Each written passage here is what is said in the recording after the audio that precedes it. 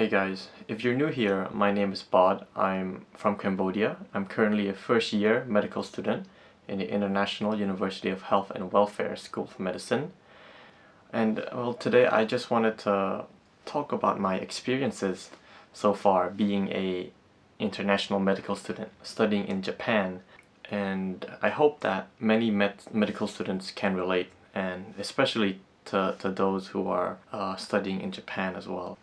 In the first trimester, actually, academically, I wouldn't say it's really challenging, but it was quite difficult for me because I literally just arrived in Japan, quarantined, and then the next day we immediately got into orientation, and then we started the school year, the first trimester, and then we started the first trimester. It was difficult simply because my mind and my body needed to adapt to the new environment, the new system, new people, new classmates. Well, the weather, it was really cold when I arrived, at least compared to Cambodia, it's cold. We've studied many things, but usually they're kind of like introduction, like medical chemistry, medical physics, medical biology. We had introduction to anatomy, and the most notable thing was we had to draw the heart. And drawing has never really been what I'm good at, but yeah, but I made it. And we also had like 3 electives. We had thanatology, economics, also medical professionalism. We study about ethics, study about the law in medicine, and we analyze different situations, what we should do, how we should react as doctors when specific situations arise. But I think overall, in terms of academics, I think everybody can manage. However, when we enter second trimester, this is when medical school really begins. So the trimester that I'm in right now, we basically study pretty much almost all of the basic sciences. So you can count all of it, like histology, physiology, molecular biology, biochemistry, immunology, pharmacology, infectious diseases, embryology. We essentially study all of that in the span of 3-4 months in a trimester. I'm not going to talk about all of it, but I would like to talk about biochemistry simply because I just finished the exam for biochemistry 2 days ago. We started studying biochemistry on the 21st of September, and we had an exam on the 31st of October, so we studied for about a month-ish. When I say we study biochemistry, like I really mean we studied biochemistry, like we studied, like, I'll show you. So I think Lippinckelt's biochemistry book is quite the norm, I suppose, to study biochemistry in medical school. I guess, I don't know. Maybe your medical school is a bit different, but I think this pretty much covers everything. And we managed to go through pretty much almost every single chapter except for the last unit, which talks about DNA and protein synthesis. We've already covered it in molecular biology, so there's no reason to cover it here too. But yeah, we've covered pretty much everything: carbohydrate, metabolism, lipid, nitrogen, integration, and vitamins, nutrition, and of course the introduction and all of that. Now, actually, the material itself isn't so difficult, but what is difficult is the amount of volume that you have to process and just put in your head and then be tested on it. I mean, like, to fit like about 80 to 90% of what's in this book in your head in the span of a month, you know. And especially for me, I've never really studied biochemistry before. Chemistry wasn't really, I wasn't too bad at chemistry, but it wasn't really my strong subject. So during my preparation, it took quite the effort. But yeah, now I've made it. I finished the biochemistry exam.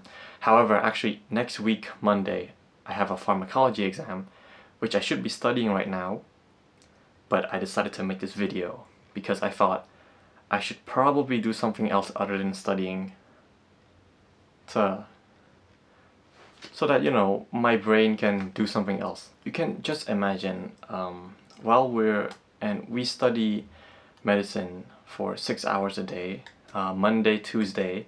On Wednesday, we study only in the morning. We are free in the afternoon. That's always good.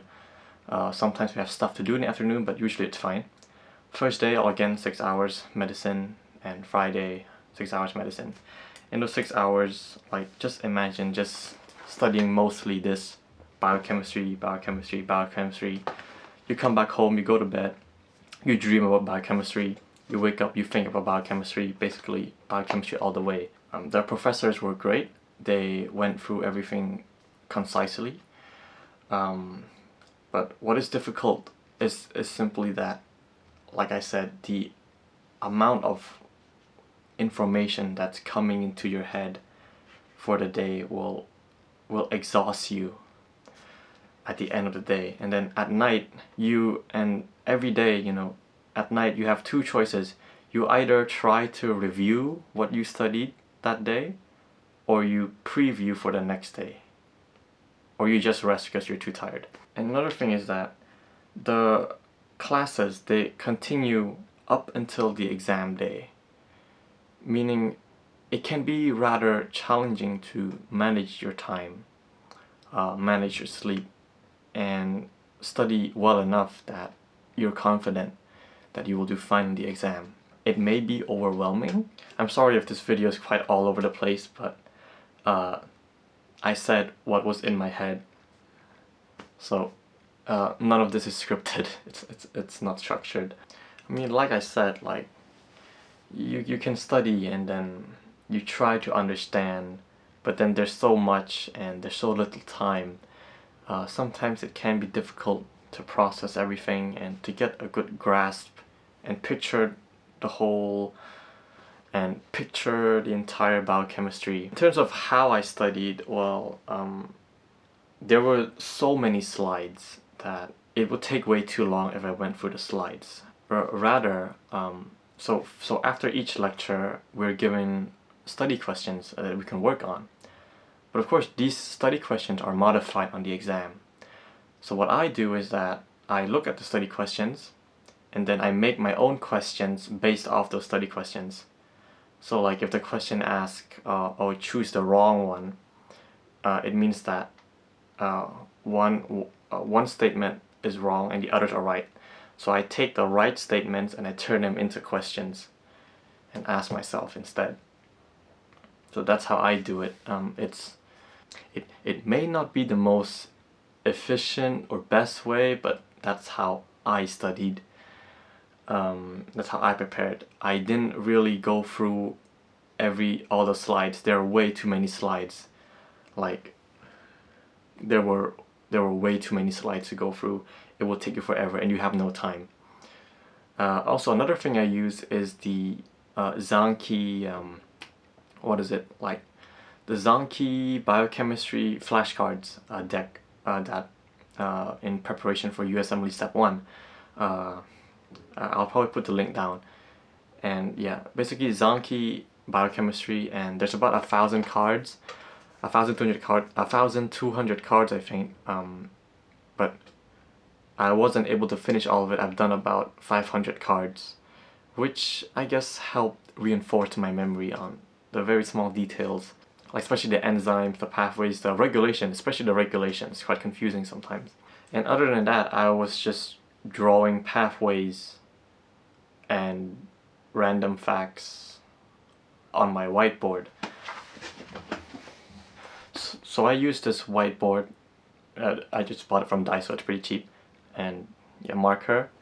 And basically, like, I read something, I try to understand it, then I close the book or I close the file with PDF or something, and I try to write it out on the whiteboard, and I double check if it's right or not.